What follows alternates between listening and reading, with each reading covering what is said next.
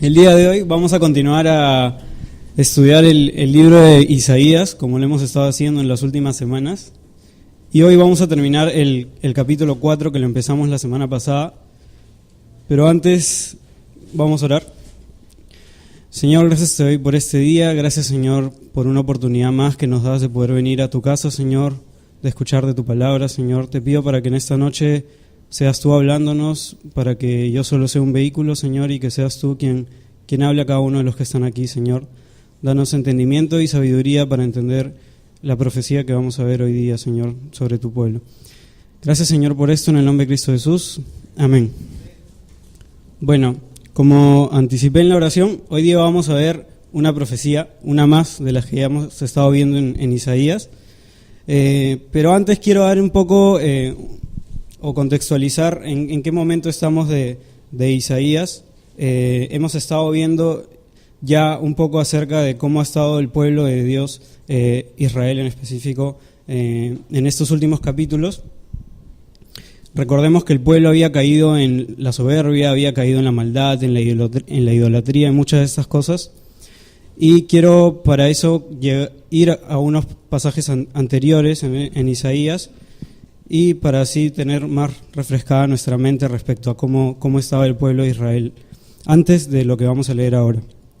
Primero quiero que me acompañen a Isaías 1, voy a leer los versículos 21 y 22, que dice así: «Ay, ciudad fiel, ¿cómo te has prostituido? Antes residía en ti la justicia y el derecho, y ahora el asesinato. Tu plata se convirtió en escoria, tu vino se mezcló con agua».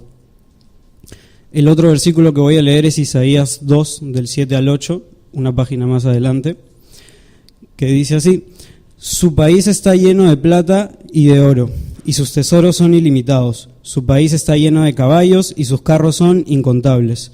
Su país está lleno de ídolos, se arrodillan ante la obra de sus manos, ante lo que hicieron con sus dedos».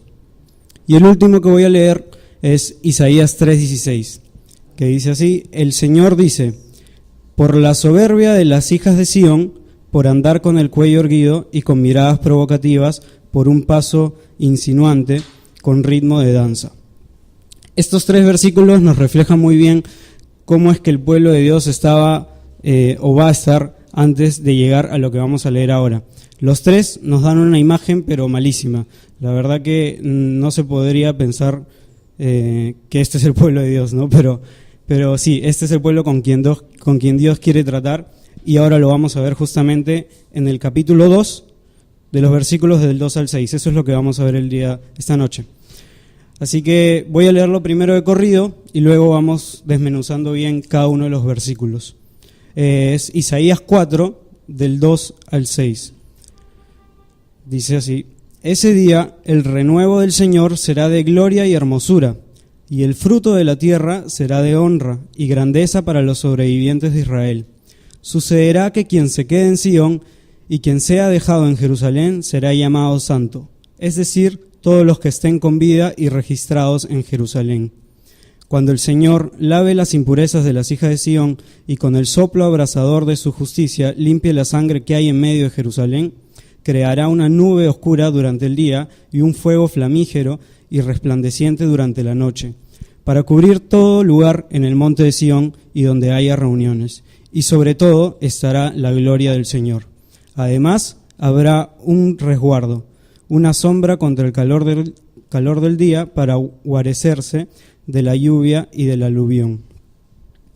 Muy bien, este es el pasaje que vamos a ver esta noche.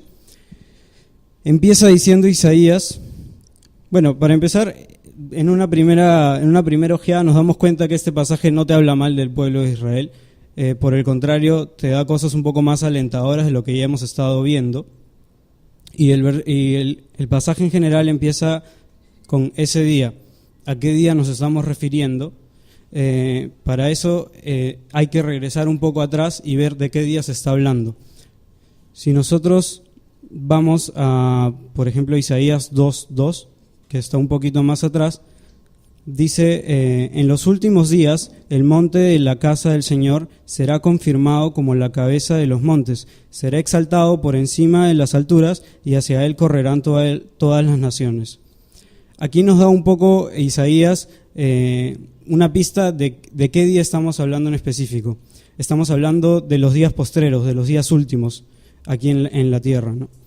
Y más adelante también en Isaías 2, 11 y 12, él dice, en aquel día, hablando de este día del que estamos hablando, será doblegados los altivos y humillados los soberbios. Solo el Señor será exaltado, porque el día del Señor de los ejércitos vendrá contra todos los soberbios y altivos, contra todos los que se enaltecen, los cuales serán humillados. Aquí ya Isaías nos resuelve la duda y nos dice que el día del que estamos hablando es el día del Señor. Ahora la pregunta es, ¿qué es el día del Señor? El día del Señor es un día de 24 horas, pues por más tonto que suene, en realidad no es un día de 24 horas. El día del Señor es un periodo de tiempo, y es un periodo de tiempo muy largo. Cada vez que en la Biblia veamos que dice el día del Señor, el día de Jehová, se está refiriendo a un tiempo en el cual, como ya hemos estado viendo en los capítulos anteriores, hay juicio por aquellas cosas que el pueblo de Dios estaba haciendo, por la maldad y la idolatría que ellos tenían. Pero también, como hemos leído en este pasaje, en el de ahora, va a haber esperanza. ¿Y en qué consiste ya concretamente el día del Señor? El día del Señor comprende desde el arrebatamiento en los últimos tiempos hasta las creaciones de cielos nuevos y nuevas tierras. Entonces, ¿qué es ese espacio de tiempo? Es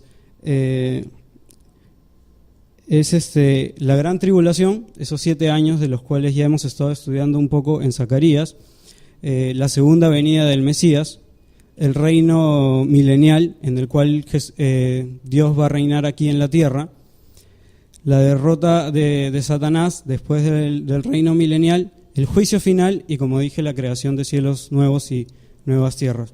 Básicamente lo que nosotros hemos aprendido como el fin de los tiempos, ese es el día del Señor, el día en que Dios va a derramar de su ira, pero también, como vamos a ver ahora, va a derramar esperanza y restauración. ¿Y en qué parte del día del Señor es que se está situando Isaías ahora? Porque dijo ese día, pero no sabemos en qué parte de ese día estamos. Bueno, yo se los digo, estamos en el milenio. Estamos justo después de que el pueblo de Israel, de los que van a estar en ese momento, han estado en la gran tribulación. Los que han sobrevivido a esa parte van a pasar al milenio junto con nosotros, que vamos a resucitar, y es en ese momento que Isaías está hablando. En ese momento se va a cumplir la profecía de la cual hemos leído ahora. ¿Qué dice esa profecía? Esa profecía empieza diciendo que el día del Señor, ese día, en el milenio, el renuevo del Señor será de gloria y hermosura. Y antes de continuar, nos encontramos aquí otra palabra que ya quizás estamos familiarizados si es que hemos estado en los estudios de Zacarías, pero que siempre es bueno refrescarla, y es el renuevo del Señor. El renuevo del Señor es un título que se le da al Mesías cuando viene Cristo como Rey. ¿Qué significa el renuevo? Como un significado literal, el renuevo es la rama que brota de un tronco principal o un árbol. Y como ya dije, hace referencia al Mesías. Y si no me creen, bueno, vamos a ir a Jeremías 33:15, porque ahí vamos a entender muy bien por qué la ilustración de renuevo. Jeremías 33:15 dice: cuando llegue el día y el momento, haré que de David surja un renuevo de justicia, que impondrá la justicia y el derecho en la tierra. Es aquí donde Jeremías nos aclara por qué es que al Mesías se le llama o se le titula como el renuevo. Y es que si nos ponemos a imaginar a Jesucristo como la parte final de un árbol genealógico, nos vamos a dar cuenta que es del linaje de David el tronco por donde brota esa rama por la cual va a venir el Mesías. Esa es la explicación por la cual se toma este título del renuevo, ¿no? Entonces, ahora sí, habiendo dilucidado este par de dudas del día del Señor y el renuevo, ya podemos continuar y leer lo que es esta profecía. Volveré a leer el versículo 2 de Isaías 4. Dice: ese día el renuevo del Señor, o sea, el Mesías, será de gloria y hermosura, y el fruto de la tierra será de honra y grandeza para los sobrevivientes de Israel. Aquí Isaías nos empieza a dar detalles de cómo va a ser en ese momento el milenio y el reinado de Dios en la tierra. Sabemos que por su justicia Él va a llenar de bendiciones a su pueblo, y esas bendiciones son las que nosotros vamos a ir viendo en estos versículos. Lo primero que se dice es que el Mesías, Dios, va a ser de gloria y hermosura. Y por alguna no extraña razón, hermosura y gloria fueron dos aspectos que el pueblo de Dios había estado buscando insistentemente en los capítulos anteriores. Recordemos que las mujeres se habían alejado mucho y buscaban una belleza externa, y que bueno, se puede decir que la hallaron, pero perdieron esa belleza que podrían haber tenido si tenían a Dios en sus corazones, ¿no? Y de alguna forma también el pueblo buscaba la gloria propia, porque tenían mucho dinero, tenían muchos caballos, como hemos leído, pero eso lo que hizo fue que ellos creen ídolos que se vuelvan soberbios de lo que tenían, del poder adquisitivo que ellos tenían, y en vez de encontrar gloria, encontraron todo lo contrario, o van a encontrar todo lo contrario, que es destrucción y ruina. Y acá Isaías lo que nos dice es que lo que ellos buscaban no lo van a encontrar, sino que es Dios quien se lo va a dar en el momento del milenio. Y esto puede ser también una aplicación para nosotros, por más de que este pasaje esté dirigido al pueblo de Israel. Y es que si nosotros buscamos, como este pueblo, una satisfacción en la belleza, en las posesiones, en todo lo que puede ensoberbecer a una persona aquí en la tierra, pues vamos a encontrar quizá, o seguramente, todo lo contrario, ¿no? Y tú me puedes decir, no, pero sí conozco gente que le va bien y que no conoce a Cristo, ¿no? Pero al final la verdadera satisfacción no la vas a encontrar en esas cosas, la verdadera satisfacción la encuentras en Dios, porque la belleza externa no te la vas a llevar contigo después de esta tierra, tampoco te la vas a llevar contigo el carro o los caballos, como dice acá, ninguna de esas cosas te la vas a llevar contigo. Esa honra y grandeza, o esa hermosura y gloria, es la que te va a dar Dios, la que Dios te puede dar, ¿no? Y eso es lo que el pueblo de Dios, por tener endurecido su corazón, no lo van a entender, ¿no? Hasta que llegue el milenio, en este momento en el que Dios se los demuestre. Otro detalle que vemos en este primer versículo es que dice: el fruto de la tierra será de honra y grandeza para los sobrevivientes de Israel. ¿Y a qué se refiere Isaías con el fruto de la tierra y que van a ser de honra y grandeza? Para esto voy a tomar el texto de Isaías del capítulo 30, del versículo 23 y 25, que nos habla y no solo nos detalla, sino que nos expande más esta idea de honra y grandeza y a qué es lo que se refiere Isaías con el fruto de la tierra. Dice así, Isaías 30, 23 al 25: cuando siembres la tierra, el Señor enviará lluvia sobre tu siembra, y del fruto de la tierra te dará abundante comida. Entonces tus ganados pastarán en terrenos espaciosos, tus bueyes y tus asnos, con los que labras la tierra, comerán grano limpio, sacudido con pala y criba. Y el día de la gran matanza, cuando caigan las torres, sobre todo monte alto y sobre toda colina elevada, habrá muchos ríos y arroyos. Creo que es un poco claro a qué es lo que se refiere Isaías cuando dice que habrá honra y grandeza y que esto será fruto de la tierra, ¿no? Es que va a haber esto va a ser redundante, mucha abundancia, ¿no? Va a haber abundancia, ¿no? La tierra en su totalidad va a ser fértil. Esta es una de las primeras cosas que Él nos revela sobre el milenio y cómo va a ser en ese momento. Esto es algo que Dios se los va a dar a su pueblo, a pesar de cómo ellos, ya vimos, van a ser. Y es raro pensar que la tierra en su totalidad va a dar fruto, porque nosotros, si vemos ahorita el mapa mundi, que lo tenemos en nuestra cabeza desde inicial o desde primaria, vemos que hay un montón de partes que tienen desierto, ¿no? Entonces es difícil pensar que si Dios va a reinar en esta tierra, que esas partes que son desierto igual van a ser fértiles, ¿no? Pero si lo dice es porque va a serlo, ¿no? Así que, nada, confiar, ¿no? Y este versículo acaba diciendo que el fruto de la tierra será de honra y grandeza para los sobrevivientes de Israel. Y aquí otra incógnita más. ¿A qué se refiere Dios con los sobrevivientes de Israel? Entendamos que por más de que Isaías está dando esta profecía a la gente de aquella época, los sobrevivientes de Israel no son necesariamente ellos. Y para eso tenemos que leer el siguiente versículo. El siguiente versículo, el versículo 3 del capítulo 4 de Isaías, dice: sucederá que quienes se queden en Sion y quien sea dejado en Jerusalén será llamado santo, es decir, todos los que estén con vida y registrados en Jerusalén. Entonces, ¿quiénes son los sobrevivientes de Israel? Son los que se queden en Sion, quien sea dejado en Jerusalén, todos los que estén con vida y registrados en Jerusalén. Hablamos de el tiempo de tribulación, aquellos israelitas judíos que sean registrados en Jerusalén y que evidentemente hayan aceptado a Cristo, ellos van a ser los sobrevivientes los dichosos sobrevivientes que van a poder gozar de todas estas bendiciones que Dios va a dar a su pueblo en el milenio. Y además, no solo dichosos de gozar estas bendiciones, sino de recibir este título que Dios dice que van a ser llamados santos, ¿no? O sea, que ellos han sido de tantos los apartados para Dios. Y este perfil de sobreviviente encaja muy bien con el perfil que nosotros vimos la semana pasada, que contrastaba mucho con el perfil del resto del pueblo, que está en el capítulo 3 de Isaías, versículo 10, que dice, es muy corto, dice: díganle al hombre justo que le irá bien y que comerá del fruto de sus obras.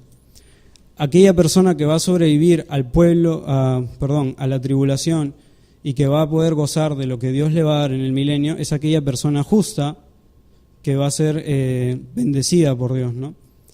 Y este contexto que va a vivir esa persona va a ser muy, muy difícil, incluso para cualquier cristiano que intente serlo, que quiera hacerlo durante la tribulación, sabiendo que va a estar gobernado no por Dios en ese momento, sino por el diablo, y teniendo aquí en la tierra al anticristo, ¿no? Bueno, continuemos. En el versículo 4 de Isaías 4 dice: cuando el Señor lave las impurezas de las hijas de Sión y con el soplo abrasador de su justicia limpie la sangre que hay en medio de Jerusalén, creará una nube oscura durante el día y un fuego flamígero y resplandeciente durante la noche, para cubrir todo lugar en el monte de Sión y donde haya reuniones. Y sobre todo esto estará la gloria de Dios.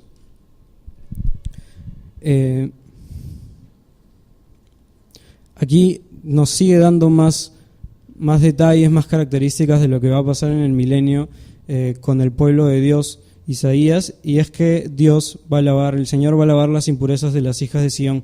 Utiliza Isaías la figura de hijas de Sión porque ya había estado hablando de ellas desde el capítulo anterior. Es más, inicia este capítulo hablando de ellas y de cómo ellas se habían alejado de Dios. Entonces utiliza la imagen de las hijas de Sión para acá dar a entender que el pueblo de Israel va a ser limpiado y lavado por Dios, y que con un soplo abrasador de su justicia limpie la sangre que hay en medio de Jerusalén. Ahora, Dios va a limpiar a este pueblo que a pesar de haber estado tan alejado de ellos, pues sí, porque aquí mismo dice que es por su justicia. Y por su justicia Dios no podría, es como una combinación de la misericordia y la gracia que tiene por ellos, y es por eso también que Dios en nuestro caso manda a su Hijo, ¿no? Para poder haber una paga por ese pecado que nosotros tenemos dentro, ¿no? Y esta actitud que Dios tendrá en el milenio guarda mucha relación con nosotros como personas. Esta actitud de lavarnos guarda mucha relación con nosotros. Si leemos nosotros Romanos 4, del 4 al 5, por favor acompáñenme. Romanos 4, del 4 al 5, Pablo les está escribiendo a los romanos y les dice Ahora bien, para el que trabaja, su salario no es un regalo, sino algo que tiene merecido. Pero al que no trabaja, sino que cree en aquel que justifica al pecador, su fe se le toma en cuenta como justicia. Para resumir un poco lo que ha dicho Pablo, él está diciendo, a ver, si tú trabajas, tu pago no es un regalo, es la recompensa de lo que tú has hecho, es la paga, como se dice. Pero si tú no trabajas y te pagan, eso sí es un regalo. Y eso es lo que Pablo compara con lo que Dios hace por sus hijos. Y eso es lo que nosotros hemos visto que Dios ha hecho con estas hijas de Sion, con este pueblo. Que ese pueblo en ningún momento mostró indicios de querer arrepentirse, de querer acercarse a Dios, pero a pesar de ello, Dios mismo fue quien tomó la iniciativa de lavar las impurezas de ellos y de limpiar la sangre que hay en medio de Jerusalén, como dice el versículo.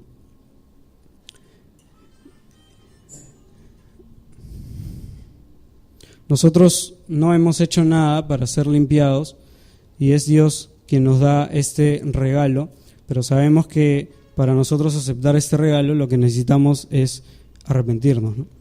Es el único paso que deberíamos dar y para eso evidentemente tenemos que aceptar nuestra condición de pecadores, ¿no? Y es interesante ver el contraste que hace Isaías acerca de cómo Dios va a limpiar a las hijas de Sion, siendo un Dios tan amoroso y perdonador, y a pesar de que hace unos versículos nomás él prácticamente le dijo a este pueblo que era un pueblo prostituido, ¿no? Y era muy infiel, muy rebelde. Bueno, continuemos con el versículo 5, que después de limpiar la impureza del pueblo, dice que Dios creará una nube oscura durante el día y un fuego flamígero y resplandeciente durante la noche para cubrir todo lugar en el monte de Sion y donde haya reuniones, y sobre todo esto estará la gloria del Señor. Es recién en este momento que Dios puede empezar a actuar y darles, ¿cómo decirle?, más bendiciones al pueblo. Dios no podía actuar si es que su pueblo seguía siendo un pueblo manchado por las impurezas. Y esto es parte de la justicia de Dios que les he hablado. Es que Dios tenía que cerciorarse de que el pueblo sea limpiado para recién en ese momento Él poder darles todo lo que Él le puede ofrecer, ¿no? Dios no puede entrar en el corazón de una persona si es que esa persona no se ha llegado a arrepentir, ¿no? Eso es lo interesante de aquí, y es que recién cuando Dios ha lavado las impurezas es que Él puede crear esta nube oscura que va a estar durante el día y el fuego flamígero. Y bueno, quizás esto de la nube oscura y el fuego flamígero, para aquellos que ya hemos pasado por la escuela dominical, lo tenemos todavía fresquito, sabemos a qué se refiere, ¿no? Y de repente deberíamos regresar un poco a Éxodo. En Éxodo 13 estamos en el momento en que el pueblo de Israel, comandados por Moisés, están insistiendo para salir de Egipto, y después de tantas plagas y de un corazón duro del faraón, el faraón accede por fin a dejarles ir al desierto, ¿no? Y es en ese momento en el que nos encontramos aquí en Éxodo 13, 21 y 22. Dice: durante el día el Señor iba delante de ellos y los guiaba mediante una columna de nube. Durante la noche los alumbraba con una columna de fuego. Así podían avanzar de día y de noche, y en ningún momento del día se apartó de ellos la columna de nube, ni tampoco de noche se apartó la columna de fuego. Es exactamente igual que como Dios lo va a hacer en el milenio. Quizás estas personas que van a estar en ese momento no se van a acordar de eso, a menos que lean la Biblia, ¿no? Pero Dios es interesante porque Dios está volviendo a hacer algo que ya hizo antes para poder protegerlos. Y además en el versículo 6 de Isaías 4 dice que esto no va a quedar con solo una columna de nube y una columna de fuego, sino que dice que además habrá un resguardo, una sombra contra el calor del día para guarecerse de la lluvia y del aluvión. Es interesante ver en estos versículos cómo Dios en un mismo día, en este periodo de tiempo, Él va a imponer su juicio, pero también no todo va a quedar en el juicio, sino que Dios mismo va a lavar las impurezas de su pueblo y además hará que quienes sobrevivan puedan disfrutar de todas estas cosas que Dios les va a dar en el milenio. Y Dios va a ser el refugio para su pueblo, Dios los va a resguardar y hará que no le falte nada, como ya vimos, en cuanto a la abundancia de la tierra. Y esto en realidad resume cómo es Dios con su justicia como un atributo, y es que es un Dios que puede corregir, corrige con amor, pero además que te llena de bendiciones. Y para quienes lo hemos experimentado, pues es algo impresionante. Y bueno, para resumir lo que hemos visto en estos versículos, hemos visto que en el día del Señor, específicamente en el milenio, Dios hará notar su gloria, su justicia, por medio del primero, la limpieza del pueblo, la limpieza de pecado del pueblo, y luego la llenura de bendiciones que tiene para ellos. Nosotros, o lo que hemos visto aquí en Isaías, concretamente hemos visto lo que va a hacer Dios con la abundancia de la tierra, pero a lo largo de Isaías vamos a empezar a ver más de estas bendiciones que Dios va a hacer con su pueblo. Y por último hemos visto que va a ser refugio para ellos, sea donde sea que ellos vayan. Pero como he dicho, esto está dirigido al pueblo de Israel, y nosotros no somos el pueblo de Israel. No sé si hay alguien aquí que sea judío, pero si no lo es, nosotros no estamos incluidos dentro de los destinatarios de esto. Y si bien podemos aplicar muchas de las cosas que Dios o Isaías estaba mostrándole a la gente en ese momento, las podemos aplicar a nuestras vidas, esto en realidad no está destinado a nosotros. No tiene como atentamente Isaías, pero no tiene como querido Rodrigo, no tiene como querido Horacio, ninguno de nosotros. Esto tiene querido Israel. Entonces nosotros, ¿qué tenemos que ver con esto? ¿Por qué lo leemos? Bueno, está en la Biblia, evidentemente, pero es interesante ver que si nosotros no somos los destinatarios de esta profecía, esto también cumple un rol muy importante en nosotros, y para eso quiero otra vez regresar a Romanos 11, en donde Pablo le está hablando a los romanos y les dice en Romanos 11:25. Recordemos que Pablo era judío, pero él compartía, él predicaba a aquellas personas que no lo eran, como nosotros. Entonces aquí sí podemos identificarnos un poco más, porque Pablo nos dice: hermanos, no quiero que ignoren este misterio, para que no se vuelvan arrogantes.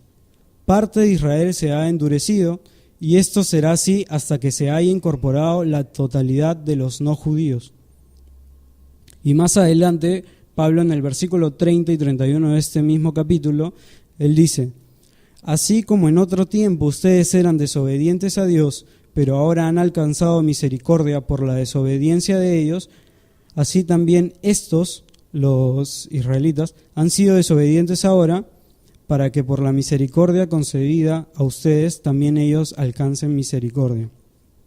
Como dije, Pablo era judío y le estaba compartiendo a gentiles, y les está diciendo qué actitud deben ellos tener respecto a estas cosas que son para Israel y que no incumben directamente a los gentiles como nosotros.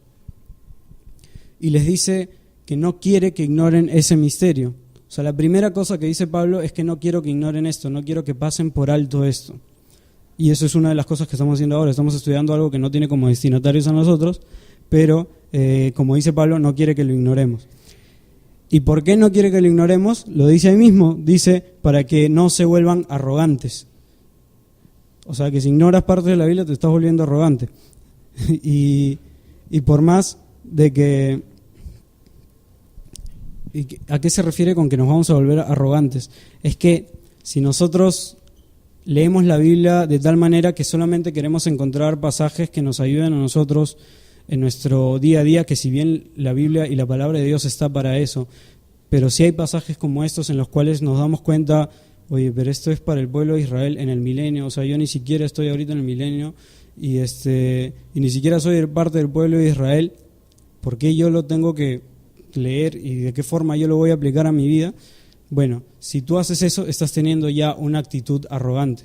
Estás siendo soberbio porque tú solo lo que quieres, estás siendo egoísta porque lo que quieres es algo que realmente te ayude y te ayude de una forma muy práctica. Y la Biblia sí está para eso, pero nos vamos a encontrar en momentos como estos que no realmente te la ponen así de clara, ¿no? Y es por eso que Pablo les está hablando a los romanos y le dice, igual, por más de que se encuentren con situaciones así,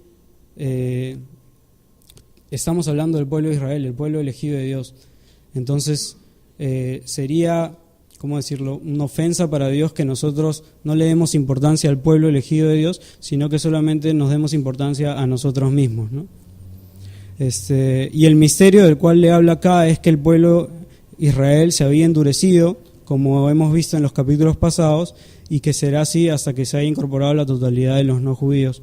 Y esto está hablando un poco del fin de los tiempos, y es que cuando todos los gentiles hayamos oído acerca de Dios, es en ese momento que el pueblo de Israel podrá reivindicarse en cuanto a su actitud con Dios. Y el segundo versículo que nosotros leímos quiere decir que tengamos un poco de empatía. Así como tú en un momento fuiste desobediente a Dios y por la misericordia de Él tú llegaste hacia Él, pues de la misma forma tú tienes que tener empatía por el pueblo de Dios, que si bien no es tan cercano como Perú y Chile, sino que está al otro lado del mundo y que están dispersados por todas partes y es muy difícil que nosotros conozcamos un judío, de la misma forma nosotros tenemos que amarlo. ¿Y de qué forma amamos ese pueblo si no estamos tan cerca con ellos geográficamente? Bueno, una de esas formas es estudiando la palabra de Dios en su totalidad, no dejando pasar por alto estas partes que nosotros pensamos no nos incumben. Y otra forma es también informándonos, porque sobre todo en esta época en la cual podemos tener todo al alcance de la mano, es importante saber qué está pasando en esa zona del planeta, ¿no? Es importante saber cómo está yendo el pueblo de Dios, porque al final es Dios quien los escogió y por alguna razón Él los escogió y Él va a actuar con ellos en el momento indicado, ¿no? Y tengamos en cuenta que ahorita están con ese corazón endurecido, como ha dicho Pablo. Finalmente, Pablo va a acabar ese capítulo en Romanos. Lo voy a leer desde el versículo 33 en adelante. Él dice: «Qué profundas son las riquezas de la sabiduría y del conocimiento de Dios. Cuán incomprensibles son sus juicios e inescrutables sus caminos, porque ¿quién ha entendido la mente del Señor? ¿O quién ha sido su consejero? ¿O quién le dio a él primero para que él tenga que devolverlo? Ciertamente todas las misericordias son de él y por él y para él. A él sea la gloria por siempre. Amén». La actitud de Pablo aquí es ejemplar de alguna forma, porque él nos hace notar, primero nos hizo notar que nosotros no debemos dejar de lado todas aquellas cosas que son específicamente para el pueblo de Dios, por más de que sean aplicables para nosotros en algunas partes. Y segundo, que esto lo lleva a él a alabar a Dios, a darse cuenta de cómo es el plan de Dios y cómo es el plan a veces de nosotros en nuestras cabezas, ¿no? A veces nosotros no podemos salir de nuestros mismos cuerpos y no podemos pensar en el resto, porque es parte de la soberbia natural que tenemos como humanos. Pero aquí Pablo atina a solo alabar a Dios y a decir cosas como: ¿quién ha entendido la mente de Dios, de la mente del Señor? Ni siquiera Pablo, porque por más de que él haya estudiado en su totalidad las Escrituras, él puede entender la mente de Dios, nadie lo puede hacer, pero aún así confiamos en él y confiamos en que Dios va a actuar con su pueblo y que en algún momento nosotros vamos a ver cómo Dios va a actuar con este pueblo, porque si nosotros hemos recibido a Cristo, pues estaremos en el milenio, estaremos con Dios, estaremos reinando con Él. Y bueno, eso es lo que hemos visto el día de hoy. Por favor, acompáñenme a orar. Señor, gracias te doy por este pasaje, Señor. Gracias porque a pesar de la complejidad que a veces tienen, Señor, para poder entender, gracias Dios porque tú nos das el entendimiento, Señor, para que nos muestres, Señor, qué es lo que tú tienes con este pueblo. Ayúdanos, Señor, a no quitar de nuestra mente lo que tú tienes para trabajar con ellos, y que no todo sea nosotros, Señor, que no seamos unas personas egoístas, sino que entendamos, Señor, tu plan de alguna forma, que tú tienes que tratar con todas las personas por igual y no todo termine en nosotros, Señor. Y que si es que nosotros no llegamos a estar aquí para cuando viene el arrebatamiento, entendamos también que tú tienes que trabajar con muchas personas más y que nosotros también tenemos una labor en esta tierra, Señor, y es llegar a esa totalidad de personas que aún no te conocen, Señor. Gracias, Dios, por este pasaje, Señor, por lo que tú nos estás enseñando aquí en Isaías. En el nombre de Cristo Jesús. Amén.